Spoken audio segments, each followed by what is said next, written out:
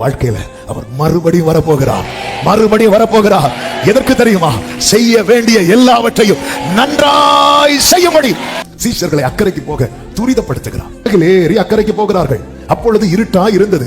இயேசுவும் அவர்களிடத்தில் வராதிருந்தார். அப்பொழுது காற்று அவர்களுக்கு எதிராய் இருந்தபடியினாலே அவர்கள் தண்டு வலிக்கிறதில் வருத்தப்படுகிறதை அவர் கண்டு, அனுப்பப்பட்டவர்கள் நடுக்கடலில் தத்தளித்துக் கொண்டிருக்கிறார்கள்.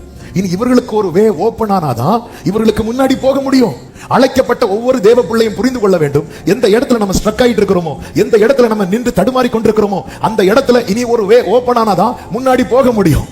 ஆமே, நாம் ஆராதிக்கிற தேவன் யார் தெரியுமா? இல்லாதவைகளையும் இருக்கிறதை போல வரவழைக்கிறவர்.